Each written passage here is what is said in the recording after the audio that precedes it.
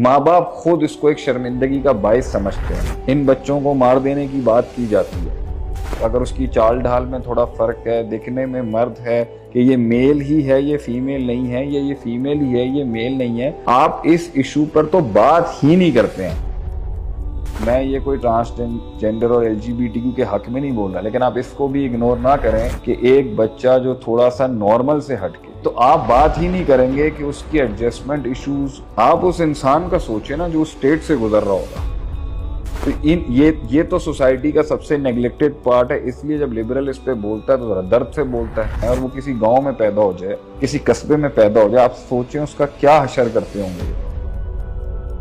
रंगों के ऊपर आपकी बॉडी शेमिंग है, हाइट पर बॉडी शेमिंग है आपकी। आप सोल्यूशन ओरिएंटेड लोगों में से नहीं बनना चाहते, आप लोगों को बैश करना है। अल्लाह की देन है हालांकि।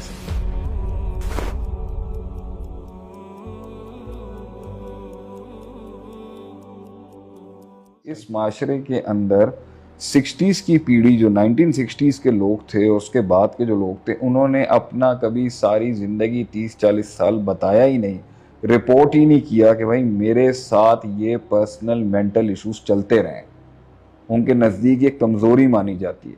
आपके नज़दीक इसके साथ शादी ब्याह नहीं हो सकती, एक स्मॉल वीकनेस के साथ आप रिश्ता कायम नहीं रख सकते, उसके साथ आप उसको अपने ग्रुप में ऐड नहीं कर सकते, उसे सोशल एक्सेप्टेबिलिटी नहीं मिलेगी। जिस तरह से अगर एक मुखन्नस है, ठीक है, मतलब उसका जेंडर अभी वाज़े तौर पे जो है बायोलॉजिकल जेंडर अभी उसका जो है वो जो भी हो, उसकी मेंटल हेल्थ इश्यूज डिफाइन नहीं हो सका, अभी डिफाइन नहीं हुआ हुआ कि इट्स अ मेल और फीमेल, और इस प्रोसेस के बीच में उसके बड़ों को हैंडल नहीं करने आया। तो आप मैं ये कोई ये ट्रांसजेंडर और एलजीबीटीक्यू के हक में नहीं बोल रहा, लेकिन आप इसको भी इग्नोर ना करें कि एक बच्चा जो थोड़ा सा नॉर्मल से हटके, मैं इसे एबनॉर्मेलिटी नहीं कहूँगा, ये नॉर्मल से हटके, ठीक है, और उसका जेंडर अभी डिफाइंड, उसके मेंटल हेल्थ इश्यूज पे तो सर आपकी सोसाइटी बात ही नहीं करेगी कभी। अभी तो बायोलॉजिकल के ऊपर है। अभी तो आप बात ही नहीं करेंगे कि उसकी एडजस्टमेंट इश्यूज, अगर उसकी चाल ढाल में थोड़ा फर्क है, दिखने में मर्द है, चाल ढाल और मिजाज कुछ और अंदाज का, उस पर वर्किंग करनी है या नहीं करनी, उसके साथ उसके जेंडर इश्यूज को डिस्कस करना, उसके स्पेशलिस्ट के साथ बात करनी, उसको नॉर्मलाइज करना, सोसाइटी में उसकी एक नॉर्मलाइज जगह रखनी कि ये मेल ही है, ये फीमेल नहीं है, ये फीमेल ही है, ये मेल नहीं है। आप इस इशू पर तो बात ही नहीं करते हैं।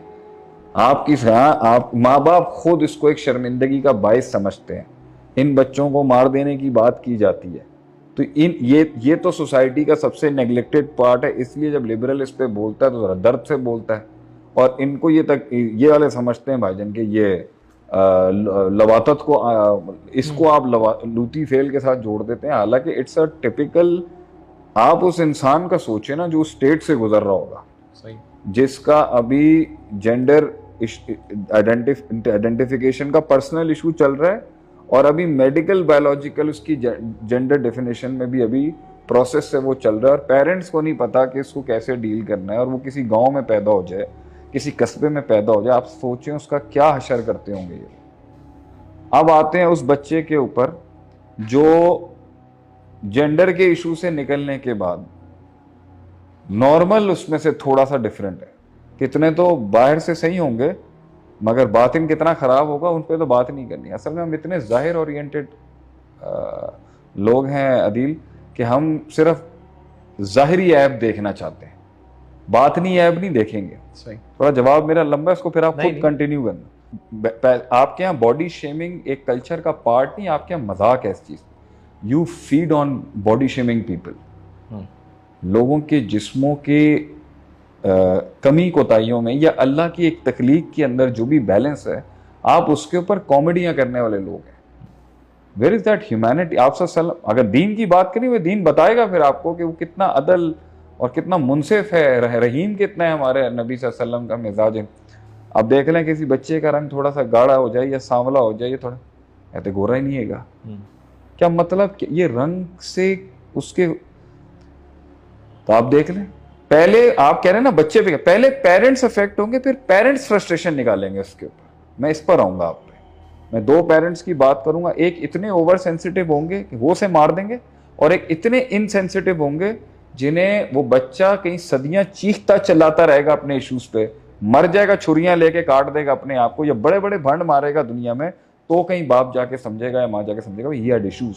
कोई बहुत बड़ी पावरफुल कोई जॉन हॉपकिंस यूनिवर्सिटी का आके कोई चीता बोलेगा ना इनको, you know your son has issues, your daughter has issues, then they will accept it. जब वो मर चुका होता है, हलाक हो चुका होता है। रंगों के ऊपर आपकी बॉडी शेमिंग है, हाइट पर बॉडी शेमिंग है आपकी, ठीक है। अगर बच्चा थोड़ा सा, जो कुछ बच्चे स्लो होते हैं, ऑटिज्म आजकल इतना फैल रहा है आपके यहाँ, आप सोल्यूशन ओरिएंटेड लोगों में से नहीं बनना चाहते, आप लोगों को बैश करना है, आप उसको इनडिफरेंट समझ के अपने आप, अल्लाह की देन है हालांकि सब। तो सर मेंटल हेल्थ इश्यूज पे अगर आप बात करना चाहते हैं तो आप एक नॉर्मल फिजिकल आदमी की मेंटल हेल्थ इशू का नहीं डिस्कस करें, ये अगेन बायस है।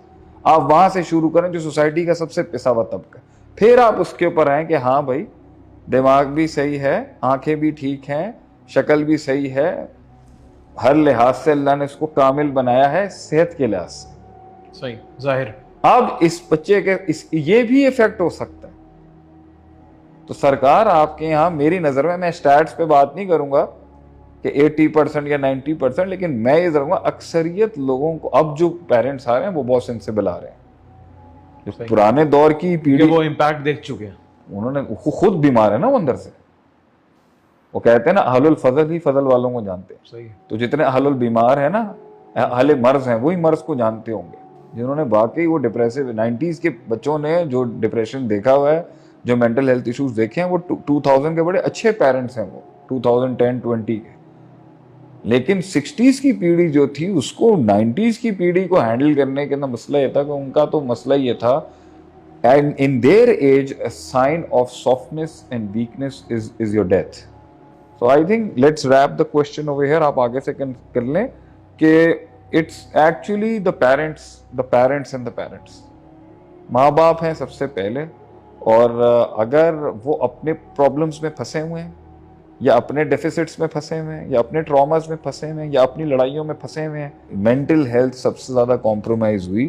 क्योंकि भैया 90 से पहले के लोग एक अजीब जंग में इन्वॉल्व थे, और 90s के बाद के लोग एक अजीब जंग में इन्वॉल्व हैं। इसके बीच में मेंटल हेल्थ हमेशा निगलेक्ट हुई है, और आपके यहाँ साइकियाट्रिस्ट के पास, साइकोलॉजिस्ट के पास जाना, या किसी भी काउंसलर या मुर्शिद के पास जाना is a sign of weakness in old times. इसलिए इससे बढ़ लोग डिनायल में ही गुजर जाते हैं एक्सेप्ट करने के लिए कि उन्हें डिप्रेशन है।